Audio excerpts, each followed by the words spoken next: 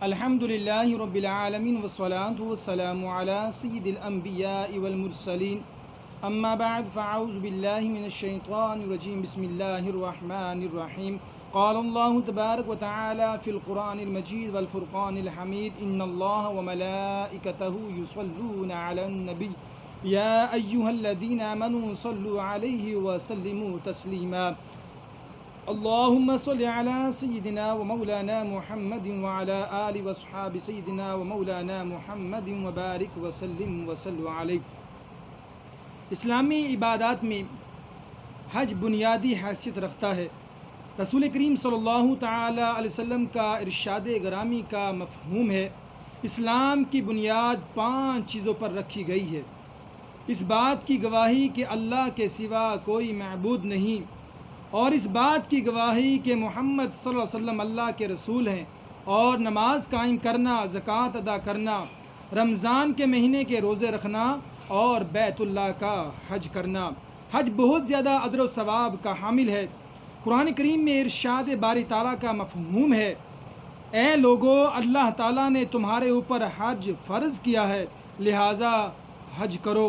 جو شخص اللہ کے لیے حج کرے، پھر نہ کوئی فحش بات کرے اور نہ کوئی گناہ کرے، تو وہ اپنے گناہوں سے اس طرح نکل آئے گا جیسے وہ اس روز گناہوں سے پاک تھا جب اس کی ماں نے اسے جنم دیا۔ اور ایک عمرے کے بعد دوسرا عمرہ درمیان کے گناہوں کا کفارہ ہے، اور وہ حج جسے ادا کرنے میں سارے تقاضے پورے کیے گئے ہوں، اس کا بدلہ لازماً جنت ہے۔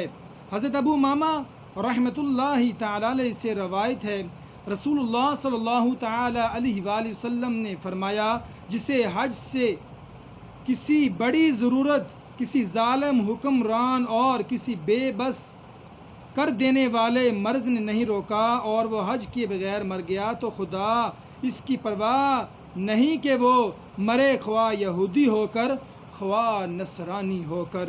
قرآن مجید اور حدیث مبارکہ کی روشنی میں اسلام پر غور کریں تو یہ حقیقت واضح ہو جاتی ہے کہ اس کا بنیادی مقصد تزکیہ نفس ہے۔ حج تمام عبادتوں کا مجموعہ ہے۔ خانہ کعبہ ہماری نمازوں کا مرکز ہے، وہ سب سے پہلی مسجد ہے جو اسی مقصد کے لیے بنائی گئی ہے کہ قرآن مجید میں اللہ تعالیٰ کے فرمان کا مفہوم ہے، میں نے ابراہیم اور ان کی زر بت کو مکہ میں اس لیے بسایا تھا، میں نے ابراہیم اور ان کی ذریت کو مکہ میں اس لیے بسایا تھا کہ وہ میرا یہ گھر طواف، قیام اور رکوع کرنے والوں کے لیے پاک رکھے۔ حج اللہ کی طرف بڑھنے، دنیاوی خواہشات ترک کرنے اور اس کے ساتھ لو لگانے کی عبادت ہے۔ حج کے لیے بندہ اپنی ضروریات روک کر حج کے اخراجات کا بندوبست کرتا اور اپنے معاملات چھوڑ کر اللہ کے گھر کے لیے عازم سفر ہوتا ہے۔ حج کے دنوں میں وہ ایک مجاہد کی طرح کبھی پڑاؤ اور کبھی سفر کے مراحل سے گزرتا ہے اور ان میں پیش آنے والے صعوبتیں برداشت کرتا ہے۔ حج ایک جامع عبادت ہے۔ احرام باندھنا اس بات کی علامت ہے کہ ہم نے دنیا سے اپنا تعلق منقطع کر لیا اور دنیا کی معاملات چھوڑ دیے ہیں۔ احرام کے ان سلے لباس سے بھی یہی اظہار ہوتا ہے کہ ہم زیب و زینت کی زندگی ترک کر کے وہ لباس پہن کر خدا کے حضور میں حاضر ہو گئے ہیں، جس لباس میں مردہ قبر میں اتارا جاتا ہے، پھر ہماری زبان پر وہ کلمہ ہوتا ہے جس سے ہمارے خدا کے حضور حاضری و لہانہ جذبے کا اظہار ہوتا ہے اور جس میں ہم اس کے نعمتوں کا شکر ادا کرتے ہیں۔ حاضر ہو اے اللہ، حاضر ہو، تیرا کوئی شریک نہیں، بے شک شکر تیرا ہے، نعمتیں تجھ سے ہیں، اقتدار تیرا ہے، تیرا کوئی شریک نہیں۔ قرآن مجید میں فرمان الہی کا مفہوم ہے حج کے متعین مہینے میں، چنانچہ جس نے حج کا عزم کر لیا اس کے لیے لازم ہے کہ نہ کوئی فحش بات کرے، نہ گناہ اور نہ لڑائی جھگڑا کرے۔ جو نیک کام تم کرو گے اللہ اس سے باخبر ہے۔ تقوی کا زیادہ راہ لو، بہترین زیادہ راہ تقوی ہے، اور اے عقل والو مجھ ہی سے ڈرو۔ روزہ رکھ کر جو کیفیت ایک بندے پر طاری ہوتی ہے وہی کیفیت ایک حاجی کے احرام باندھنے کے بعد ہوتی ہے، اور جس طرح روزہ دار اگر روزے کے آداب کا خیال نہ رکھے تو اسے بھوک پیاس کے سوا کچھ حاصل نہیں ہوتا۔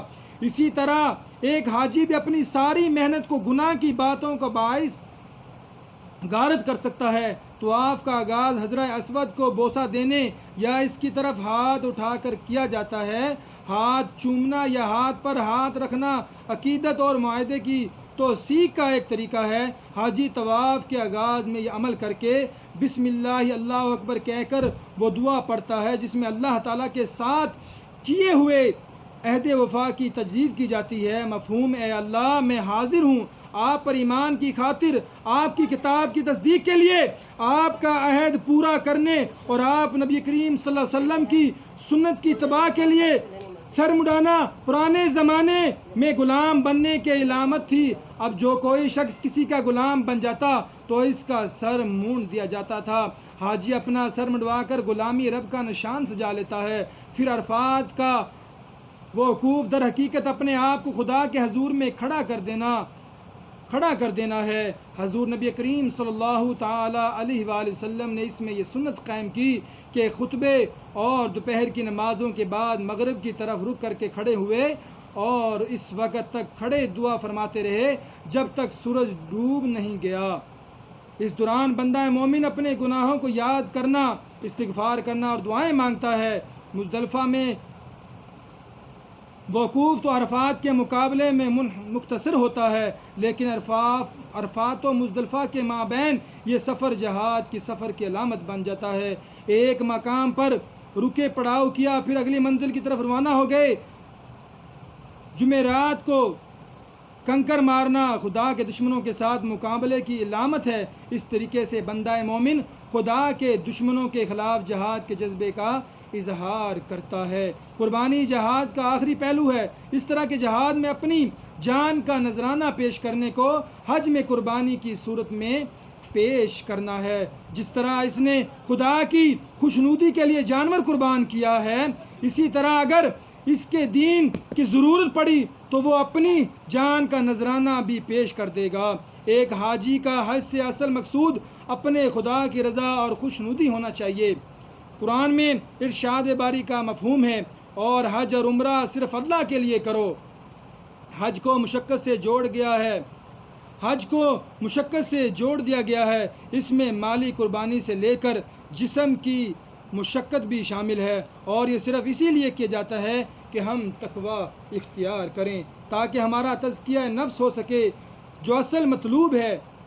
ہم تمام امور سے توجہ ہٹا کر صرف اپنے معبود کی جانب توجہ رکھیں کہ عبادت کا اصل جوہر ہر حال میں توجہ اور رجوع الہی اللہ ہے۔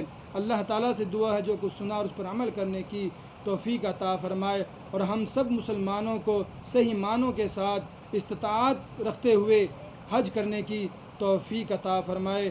آمین بجاہ النبی الامین صلی اللہ تعالی علیہ وآلہ وسلم۔